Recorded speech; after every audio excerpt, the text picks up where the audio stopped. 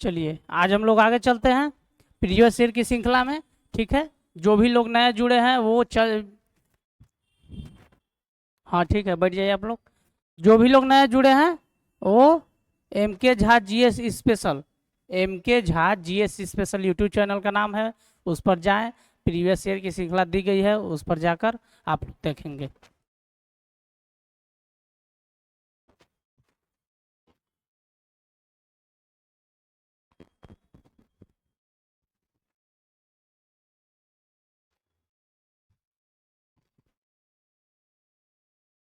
चलिए पहला क्वेश्चन हम लोग देखेंगे।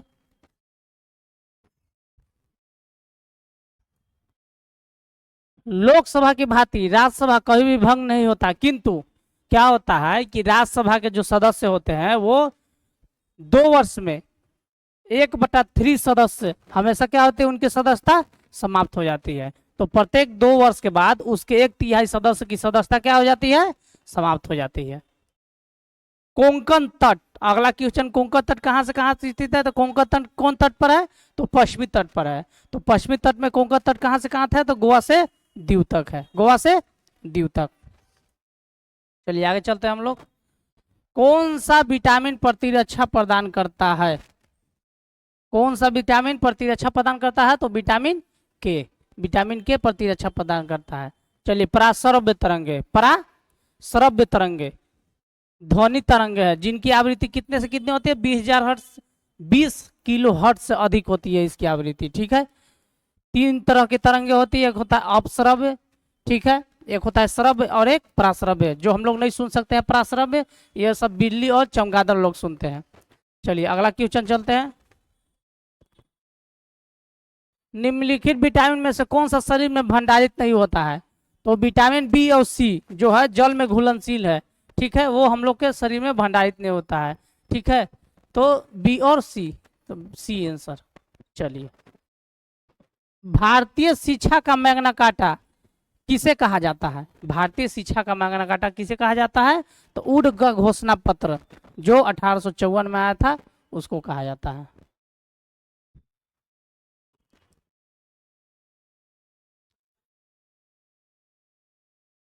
निम्नलिखित में से कौन सा विटामिन जल में घुलनशील है, तो अभी तुरंत बताए थे, विटामिन बी और सी।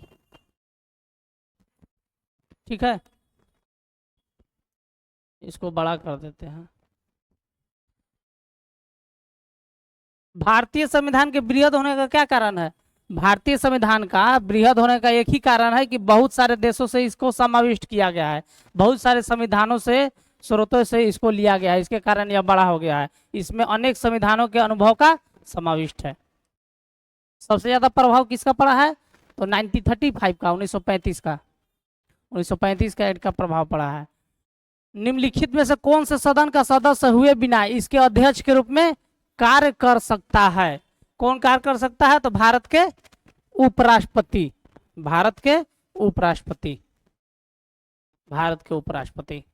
ठीक है, चलिए अगला क्वेश्चन देखते हैं हम लोग। निम्नलिखित नदी युग्म में से कौन सा ज्वारमुख नदी का निर्माण करता है, कौन सा, तो पश्चिम की ओर गिरने वाली नदी हमेशा किसका निर्माण करेगी, तो ज्वारमुख का निर्माण करेगी। जैसे नर्मदा, ताप्ती, मांडवी, जुआरी, ये सब किसकी तरफ, ज्वारमुख नदी का निर्माण करेगी। चलिए जिसको एस्चुरी बोलते हैं। जोजिला दर्रा किस केंद्र शासित राज्य में स्थित है, तो जोजिला का दर्रा कहाँ है, आपका लद्दाख, जम्मू, लद्दाख में है। जोजिला दर्रा कहाँ है, लद्दाख और जम्मू कश्मीर। ठीक है, लद्दाख। चलिए सुमेलित नहीं है, चलिए घास का मैदान है। कैंटरबरी कहाँ है, न्यूजीलैंड में, बिल्कुल सही है। वेल्ड कहाँ है, दक्षिण अफ्रीका में, ये भी सही है। पार्कलैंड ब्राजील, ये गलत है। लानोज वेनेजुएला में है। ब्राजील में कौन है, तो कंपोज है। चलिए आगे चलते हैं। कोयला किस चट्टान में पाया जाता है, तो कोयला अवसादी या परतदार चट्टान में पाए जाते हैं, किसमें, तो परतदार चट्टान में, अवसादी चट्टान में। ठीक है, टर्सरी काल का, तृतीय कल्प का है। ठीक है, निम्नलिखित में से कौन सा दर्रा भारत के पश्चिमी घाट में स्थित है, पश्चिमी घाट में जो दर्रा है, कौन कौन दर्रा है? पाल घाट धर रहा है, थाल घाट धर रहा है, भोर घाट धर रहा है, ठीक है, सेनकोट धर रहा है। चलिए ठीक, आगे चलते हैं हम लोग। राष्ट्रीय कृषि एवं ग्रामीण बैंक नाबार्ड की स्थापना किस समिति की सिफारिश के आधार पर की गई थी? किस सिफारिश पर? तो शिवरामन समिति की सिफारिश पर, शिवरामन समिति की सिफारिश पर 12 जुलाई 1982 को नाबार्ड की स्थापना हुई। किस पंचवर्षीय योजना के तहत? तो छठी पंचवर्षीय योजना के तहत। कब? 1982 में। चलिए, पालघाट दर्रा अभी तुरंत बताए थे। पालघाट दर्रा किन दो राज्यों को जोड़ता है? तो केरल और तमिलनाडु।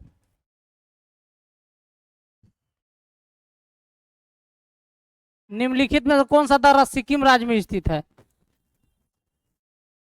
सिक्किम में कौन सा दर्रा है? नाथुला और जेलेपला। नाथुला और जिलेपला कहाँ है? तो सिक्किम में है। मानानीति उत्तराखंड में। सिपकिला कहाँ पर है? हिमाचल प्रदेश में। यांगयाप दर्रा कहाँ है? अरुणाचल प्रदेश में। बुर्जिल दर्रा, जोजिला दर्रा जम्मू कश्मीर लद्दाख में है। चलिए, यहाँ पे पंचायती राज प्रथम प्रवर्तित किया गया था। कहाँ किया गया था पंचायती राज सबसे पहले? तो राजस्थान के नागौर जिला में 1959 में। चलिए,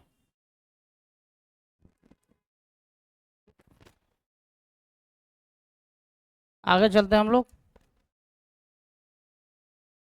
राष्ट्रीय कृषि और ग्रामीण विकास बैंक की स्थापना किस पंचवर्षीय योजना के तहत की गई थी? तो अभी तुरंत बताए थे, छठी पंचवर्षीय योजना।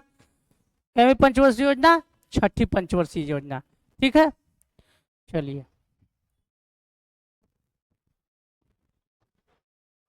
लोकसभा के प्रथम स्पीकर कौन थे? प्रथम स्पीकर लोकसभा के कौन थे? तो जेबी मावलंकर। जेबी मावलंकर, ठीक है। चलिए, निम्नलिखित में से कौन सा युग में संविधान की अनुसूची विषय में सुमेलित नहीं है? अनुसूची बोल रहा है। 9वीं अनुसूची में राज्यसभा के स्थानों का आवंटन गलत है, चौथा में है। कैवा में है? चौथा में। तीसरी अनुसूची में शपथ बिल्कुल सही है। 8वीं अनुसूची में भाषा बिल्कुल सही है। 10वीं अनुसूची में दल परिवर्तन बिल्कुल सही है। संसद के दोनों सदनों के संयुक्त अधिवेशन कौन बुलाता है? तो कौन बुलाता है? राष्ट्रपति। आर्टिकल 108 के तहत। आर्टिकल 108 के तहत कौन बुलाएगा? तो राष्ट्रपति। चलिए, 1798 में लॉर्ड वेलेजेल द्वारा प्रस्तावित सहायक संधि, ठीक है, सहायक संधि को स्वीकार करने वाला सबसे पहला भारतीय शासक कौन था? तो हैदराबाद के निजाम। और पहला व्यक्ति पूछेगा तो बाजीराव द्वितीय। आगे चलते हैं हम लोग। दक्षिण भारत की नदियों में से सबसे लंबी नदी कौन सी है? तो दक्षिण भारत की सबसे लंबी नदी कौन सी है? गोदावरी। जो प्रायद्वीपीय भारत की सबसे लंबी नदी है, कौन है? गोदावरी। तीसरे आंग्ल मैसूर युद्ध कब हुआ? 1790-92 में, ठीक है। 90-92 में तीसरा आंग्ल मैसूर युद्ध हुआ। तो कौन टीपू सुल्तान ने अंग्रेजों के साथ कौन सा संधि किया? तीसरे आंग्ल मैसूर युद्ध में अंग्रेजों के साथ कौन सी संधि की गई? कौन सी? तो श्रीरंगपट्टनम की संधि। मिस्टेक हो गया थोड़ा सा, श्रीरंगपट्टनम की संधि किया था, ठीक है, 1790 से 92। टीपू सुल्तान ने राजधानी कहाँ बनाया था? श्रीरंगपट्टनम में, ठीक है।